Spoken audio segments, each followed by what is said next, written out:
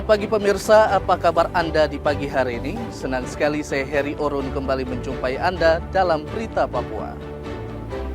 Sejumlah informasi pilihan dan teraktual telah dirangkum tim redaksi kami. Berikut 3 berita utama kami sajikan untuk Anda.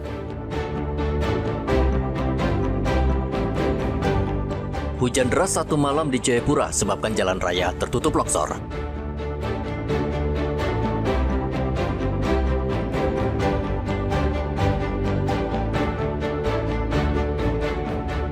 BPOM temukan 11 lokasi di Jayapura menjual makanan kedaluarsa.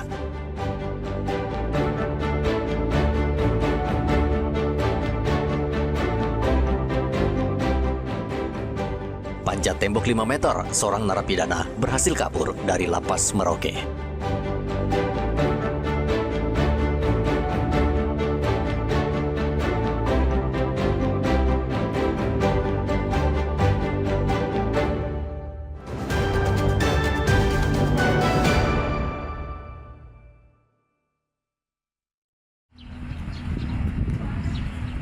Seorang narapidana kembali kabur dari lapas kelas 2B Merauke pada hari Kamis.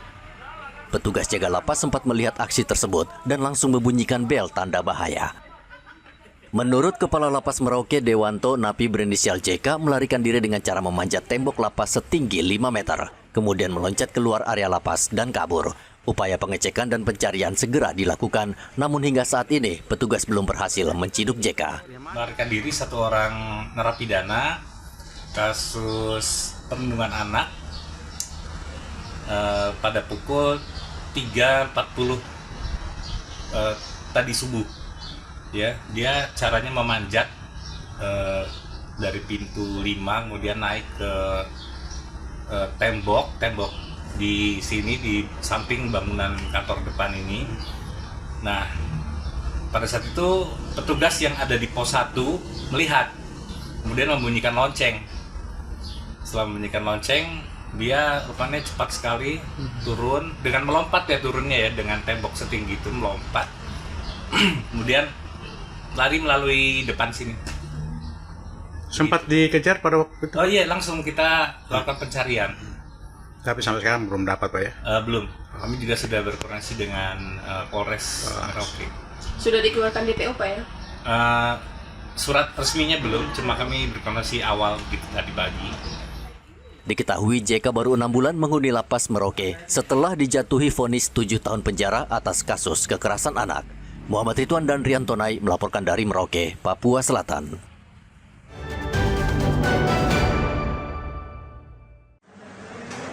Lima terdakwa kasus korupsi venue Aerosport Modeling di Kabupaten Mimika akhirnya divonis. Sidang lanjutan kasus dugaan tindak pidana korupsi pembangunan venue Aerosport Modeling klaster Mimika digelar di Pengadilan Tipikor pada Pengadilan Negeri Jayapura, Kota Jayapura, Papua.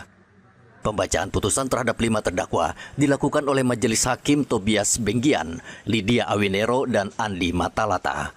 Majelis menjatuhkan vonis pidana terhadap 5 terdakwa, yakni Ade Jalaluddin, Rusli Kustama, dan Suyani.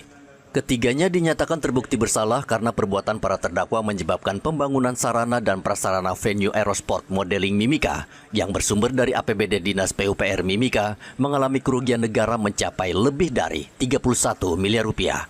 Terdakwa Ade Jalaluddin divonis 4 tahun penjara, terdakwa Rusli Kustama selaku konsultan pengawas dihukum 7 tahun penjara. Sementara terdakwa ketiga, Suyani, dinyatakan bersalah dan dijatuhi vonis 5 tahun penjara.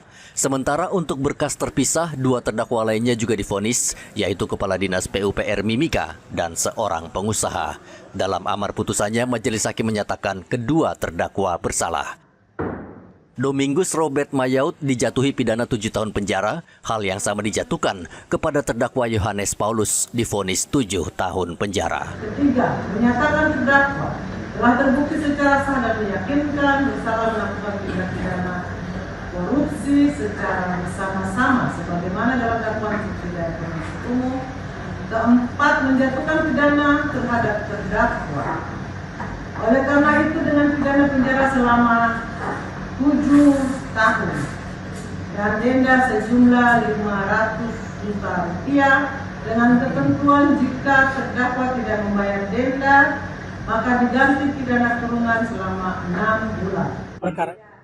Pengacara Domingus akan tetap melakukan banding meski putusan hakim jauh dari tuntutan, yaitu rata-rata 15 tahun penjara. Itu adalah putusan yang menurut kami itu selain mencederai nilai-nilai keadilan dan rasa keadilan daripada para terdakwa, tetapi juga inilah menunjukkan sebuah peradilan sesat yang kemudian menghukum orang yang sebenarnya secara fakta di dalam persidangan itu sama sekali tidak terbukti. Apalagi seluruh pertimbangan hakim itu didasarkan kepada hasil perhitungan oleh ahli teknik, dalam hal ini ahli konstruksi, yang menghitung volume terpasang dengan mengkonversikan itu dengan harga satuan sehingga didapatlah nilai kerugian negara itu. Kasus korupsi venue PON di Kabupaten Mimika diusut langsung oleh Kejaksaan Tinggi Papua. Diduga dalam kasus itu, negara dirugikan mencapai 31 miliar rupiah. Riantonai melaporkan dari Kota Jayapura, Papua.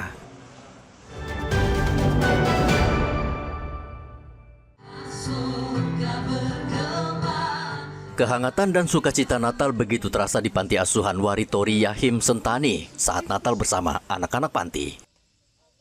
Tawa anak-anak menjadi warna utama perayaan tersebut. Mereka berbaur tanpa jarak, menjadikan malam Natal bukan hanya meriah, tetapi juga penuh kehangatan emosional. Menase, salah satu anak panti, mengungkapkan rasa bahagianya karena bisa merayakan Natal bersama teman-teman baru.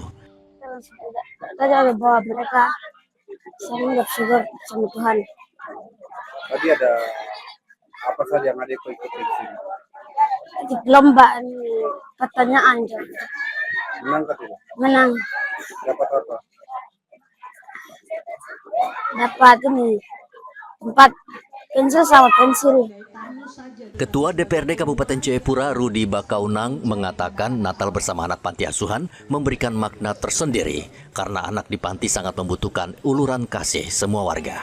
Saya merasakan makna yang dalam dari perayaan Natal malam hari ini, bisa melihat bagaimana anak-anak kita bersuka-cita, mereka bisa tertawa, tersenyum, dan pesan kami semoga anak-anak ini terus tumbuh di dalam pengenalan dan takut akan Tuhan, dan kita terus mendoakan yang terbaik untuk anak-anak ini.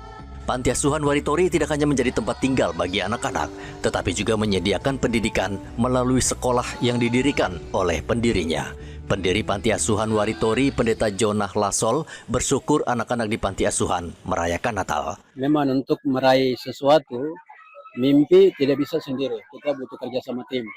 Dan malam ini merupakan momen kolaborasi yang luar biasa, dan ini tangan Tuhan.